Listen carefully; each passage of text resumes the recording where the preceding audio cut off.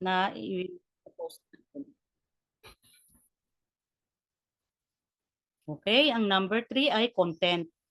Ito, make sure dito na ang post natin ay yung mga inspirational quotes, daily activities natin, create live videos, share testimonies. Ito yung napaka-power talaga.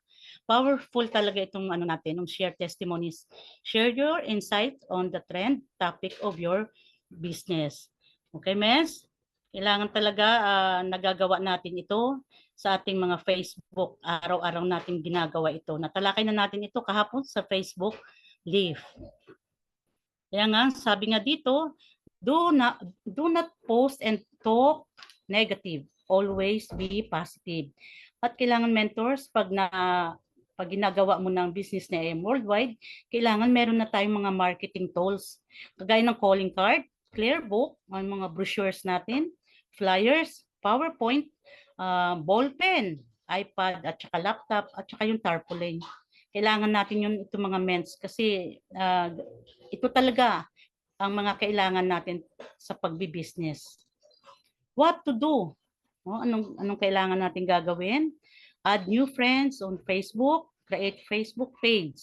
Ito yung hot market na sinasabi natin kanina, yung family occupation, yung recreation money, yung cold market naman, location of occupation, recreation dreams. Kaya mag-add tayo ng 10 new Facebook friends daily.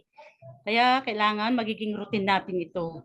At mag-greet tayo all birthday celebrant with a private message everyday mentors. Greet all victories and important events with a private message. Prospect as you go. Ito pa mentors, pag nag-ano tayo, kailangan tayo magkaroon ng prospect list dito. Kagaya dito, anong ibig sabihin noon? Means, ito yung mga merong money, merong job, business, ito yung mayaman, merong credit cards. Ang authority naman, ito yung mga leader, government official, position has connection. Ito yung mga powerful. At ito naman ang needs, depende ito sa tao, kung anong mga kailangan nila. Ito yung mga may sakit, yung mga walang money. Kaya ang goal natin dito, kailangan natin magdagdag ng 10 new friends a day para sa loob ng isang linggo, meron tayong 70 na bagong kaibigan. Kaya sa loob ng isang taon, a year, ay meron tayong 3,640 tiyak mens. Andito lahat ng mga prospect natin. Kaya wag nating kalimutan na magkaroon tayo ng mga prospect list. Kung ano ang iba't ibang kailangan ng isa't isa. So yan sila mens. Okay? Tapos na tayo mentors sa prospecting. Ngayon, ang pangalawa nating topic ay inviting. Ano yung paano mag-invite mentors? Ito yung sinasabing network is more about farming than it is about hunting. It's about cultivating relationship. Kaya kailangan ang networking daw ay maihahantulad natin sa farming o pagsasaka. Hindi sa hunting. Kasi ang hunting kasi yung panghuhuli o ng isang bagay o hayop para pakinabangan o kainin. Dahil ang networking may prosesong sinusundan gaya ng pagsasaka o farming. Kailangan ng oras o panahon para makuha natin yung goal natin dito. Sa madaling salita, marami ang pagdadaanan para mahulma ang bawat isa. Hindi instant ito mga mentors, kundi may proseso tayong dapat sundin dito. Kaya kailangan related talaga ito, ano natin sa ating mga online social media, yung ating sa Facebook, sa group, sa TikTok, Instagram, YouTube, Telegram, Viber, etc. Kaya offline is talagang socialize natin talaga itong mga mens. Different types of inviting. Ito, mga iba't ibang paraan kung paano tayo mag-invite sa ating mga prospect. Okay? Ang talagang labanan dito mga mentors ay talagang application kung paano natin i-apply. Meron tayong mga consumer approach, third party approach, home party, boosting or ads, 3-fit role, business approach, survey approach, kaya ang goal natin dito ay kailangan natin mag-set an appointment. Okay, mentors, ito tinuturuan na tayo dito, no? Talagang lahat dito itinuturo na sa atin kung paano natin i-approach ang ating mga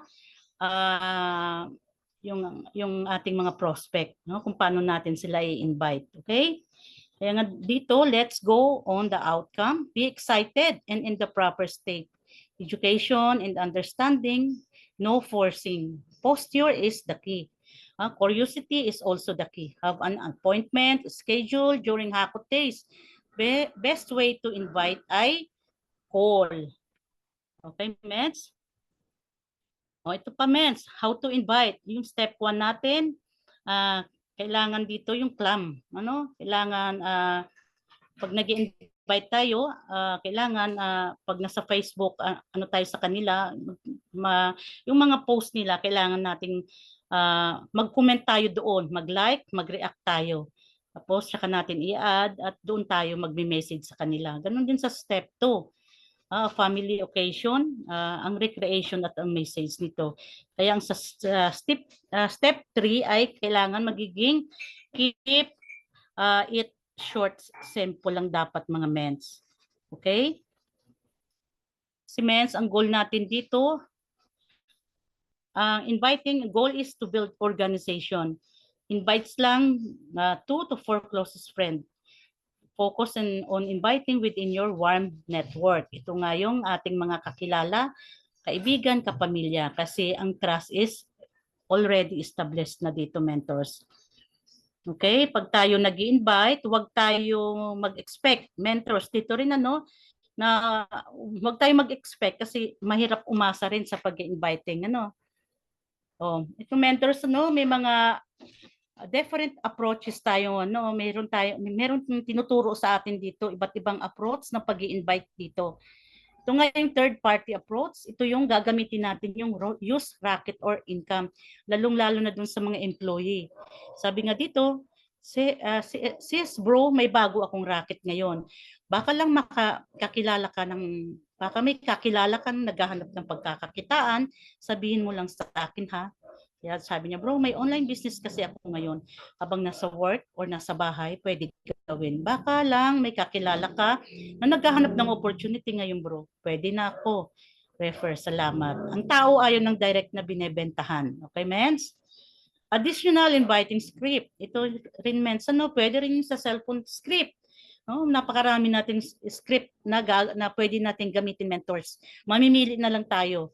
Dito nga sa cellphone script, may na-discovery ako kung saan magagawa natin kumita habang nasa Facebook or cellphone. Would it be okay if I share it to you 4 p.m. tomorrow? Ito po yung cellphone script natin. Hot button script. Nabanggit mo sa akin dati na gusto mong makapag-travel. Meron akong na-meet na super successful na tao at madalas siya na magta-travel at willing siyang ituro sa iyo paano makapag-travel katulad niya. Pupunta siya tomorrow. Would it be okay kung makadaan ka? Mentors, no? Iba't ibang script, mentors. May problem solution script, may third party script, may patulong script. Mamimili na lang tayo, mentors, dito. May business expansion script, direct approach. Napakarami ng tinuturo sa atin dito, mentors. Kaya hindi na tayo maliligaw pa, hindi na tayo mahihirapan kung ano yung gagamitin natin dito. Dito nga, always be excited. Ito yung SW4. Some will join, some will not. So what? Someone else is waiting next. Pag tayo ay nag-i-invite, yung mentors, yung rejection is normal. Kaya masanay na tayo ma-reject. Sabi nga, love rejection. Kasi ito yung magpapatibay sa atin. Meron talagang tao na parating o mag-o-offer sa atin. Huwag tayong susuko. Huwag tayong mag-quit, mentors. Siguro hindi pa perfect talaga ang time. Talagang darating talaga yan, mga mens. Ito yung nga yun, sa client. Networking ba yan? Ito pa yung isa pang never say, ito wag nating sasabihin na hindi, kailangan sasagutin natin sila ng tama. Kasi sabi nga dito, bakit naghahanap ka ba ng networking? no? Sabi ng client, sasagot siya ng yes or no. Pero ang sasagot natin sa kanila, good, magugustuhan mo ito. What type of business? It's a health and wellness distribution worldwide. Maglalabas ba ng pera? Sasabihin sa atin ng mga prospect natin, yung mga invite natin. Ang sasagot natin sa kanila, depende sa iyo. Pakinggan mo muna yung business, then doon ka mag-decide kung maglalabas ka or hindi. Kaya dapat ito, Mets, ang ating magiging ano sa kanila, no, sa ating mga prospect at invite, ito dapat ang gagamitin natin sa kanila. Scheduling for offline. Ito yung schedule at least 1 to 2 days. Be proactive sample. Anong araw mas prefer mo, week o day end? No, sabi ng client, weekend. Okay. Okay ang after lunch, okay? Confirm a day and on the day before the meeting. Do not forget this. No confirmation means canceled. Message your mentors the following. Kailangan alam na ng mga mentors natin, yung mga top mentors natin, pag meron tayong ipapatok, no? Kailangan yung prospect natin, yung full name nila, yung background nila, paano na-invite, at kung anong status nila, anong date and time, kung saang venue, at kung ano yung idea, no, mentors? Ito pa, no, setting an appointment for closing online. Ito yung sa mentors natin. Inform mentors 2 to 4 hours before the scheduled meeting. Inform the mentor regarding the background of the client. Tee up your mentors. Importante ito. Kailangan natin i-tee up muna ang mentors natin bago dumating. I-tee up natin yun sa ating mga prospect ko inviting. At tapos, dito tayo mag-create ng group chat. Okay, mentors, tapos na tayo sa inviting. Dito tayo sa pangatlo nating topic. Ito ay presenting. Learn how to explain the products, company owners, and marketing. No? Kailangan, pag nagpe-present tayo, kailangan natin maaral ito. No? Paano natin ipaliwanag ang mga produkto ng ating company at mga company owners, kung ano ang marketing plan ni IAM Worldwide. Napaka-importante nitong mentors sa presenting. Okay? Invest in presenting tools. Kagaya din kanina, no? Kailangan natin mag-invest nito. Kailangan ng Clearbook, iPad, laptop, download, all PPT slides. Ito yung mga slides na ito, mentors, yung ginagawa natin ito. Kailangan natin mag-download. May mga kailangan na meron talaga tayong mga presenting tools. Bigla-bigla na lang tayong magkakaroon ng mga ganitong mentoring. Application form, ballpen, papers, table, internet, napakahalaga, no? Tarpaulin, mga tarpaulin natin, effective presentation. Kailangan anong natin para maging effective ang ating presentation? Kailangan susuot tayo ng presentable outfit. Number 1 yun. Mag-build rapport first, ano? Kwentuhan muna natin sila. State the problem, offers the solution, keep it short and simple. At saka yung mga story sales natin. Yun ang mga effective presentation, mens. Ito, no, meron tayong presentation, yung 3 C, no? Mentors sa mga hindi pa nagpi-present, kailangan yung mentors aralin talaga ito. Madali lang naman mga mens, basta araw-araw mo lang siya napapanood, araw-araw mo lang siya napapakinggan. Madali lang mens, ito lang naman kasi yung pinipresent natin dito, yung ating company background, yung mga profile, yung ating mga brand ambassador, kung sinong founders, kung ano nang maging award ng ating company at kung ano ang history nito mens. Sa ating namang company product, product short and for tayo dito. May mga testimonies tayo dito. Ito lang naman po ang ating pwede natin i-present sa ating mga client. At saka yung ating company complan, ito nga yung ating mga executive package na dapat i-alok natin sa kanila. Sa lahat ng yun nga, no, sa lahat ng hindi pa nagpipresent, ang gawin nyo, aralin nyo lang ito mentors. Noon talaga mentors, akala ko hindi ko kaya. Pero pag lagi kang uma-attend pala ng mga training sa kagaya nito, talagang matututo ka mentors. Ulit-ulitin lang natin, attend lang tayo ng attend. Kagaya ng 3C na ito, dapat alam mo. kung paano ito ituro. Okay? Okay, mabilis lang tayo mentors. Pang-apat ay yung ating closing. Okay? Tapos na tayo sa ah, tawag dito, prospecting, inviting, presenting, closing mentors. Dito mentors, huwag tayo umasa. Kailangan maging aware tayo dito. May pagkakataon na akala natin, close deal na natin. At the end, atras din pala sila. Kaya focus tayo, mentors dito. Closing techniques, closing a sale is a mutual agreement of both parties as the buyer acknowledge that there is a need and the seller is able to fulfill the needs of the buyer. Selling is not about forcing. It's all about sharing what you believe, mentors. Dito, focus tayo. Kung ano ang benefits ng tao sa company. Dito rin kasi, dito baliwala ang nai-invite natin, mentors, na po prospect natin pag hindi natin naku-close. Kaya napakahalaga din talaga ng closing na ito. Kaya kailangan aralin natin ang closing mastery para mapabilis tayo. Kaya sa mga baguhan na hindi pa kaya mag-close deal, patulong tayo sa ating mga top mentors. Huwag tayong mahiya, pero huwag tayong aasa lagi sa kanila. Kailangan din nating matutunan ang lahat ng ito. Kaya tayo naririto para aralin natin ito lahat ng mga mens. Ito yung mga closing tips na ginagamit natin. Help your mentor to close the deal. Ready the package option form, membership benefits. Be aggressive on the spot. What's in it for them? Ito naman sa closing script, yung assumptive closing. Ito yung assumptive closing means, ito yung i-assume na natin na ma-close talaga natin. Kailangan assume natin na nagugustuhan nila yung ating mga presentation. Okay, yung one leg closing naman, ito po yung pag nakapag-join na, matik na, under na sa organization mo. Ito yung one leg closing natin.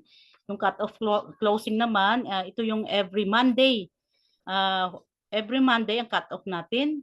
Kaya Friday, pag nakapag-join ka, Friday may kita ka na. Ito yung ginagamit nating closing script. Open lower package, can't afford. Pag hindi naman can't afford sila sa mga higher package, tsaka natin i-open itong mga lower package natin, mga mens. Ito yung calendar closing. Ito yung date kung kailan natin sila pwedeng i-close. Mentors, napakarami natin mga tips at mga scripts na pagpipilian para sa ating mga closing techniques. Kaya sabi dito, don't celebrate closing a sale, celebrating opening a relationship. Wag daw nating i-celebrate kaagad pag nakapag-closing sale tayo. Kung bagkos, ito ay celebration ng pagbukas ng ating mga relasyon dito, relationship natin dito, mens. Okay, pang-5, napakabilis lang natin, mentors, follow up. Okay? Ito naman, mentors, follow up is what you do after your initial pitch to encourage the prospective customer to take action. Mentors dito, kailangan wag tayong, don't be afraid to follow up, mentors. Dito ayaw ng tao na siya ay pinipressure. Always remind kung bakit niya kailangan ng business na ito, kung para saan ang opportunity na ito. Okay? At tandaan din natin, after natin ma-presentan, don't forget to follow up. Within 12 hours to 48 hours lang, mentors, kasi andun pa ang interest na tao. Yung excited nilang mag-join, o gawa na natin ng paraan ng pag-join. Paglipas ng oras, wala na yung interest, kaya doon tayo sa posisyon o sa party na matutulungan natin siya makapag-join. Kasi siya rin naman ang makikinabang dito, mens. Okay, yung sales statistics natin, dito na tayo, mentors, 80% of sales are made on the 5th to 12th contact. Okay, dito na tayo mag-focus, mentors. Kailangan 80%. of sales are made of the 5th to 12 contact mentors. So, yun ang sales statistic. Okay, don't be afraid of follow-ups. So, solution, change the you think. You're not following up with the prospect to spam them, annoy them, or pressure them into making a purchase. Instead, you're being persistent because you have a product or solution that can help them fulfill a need.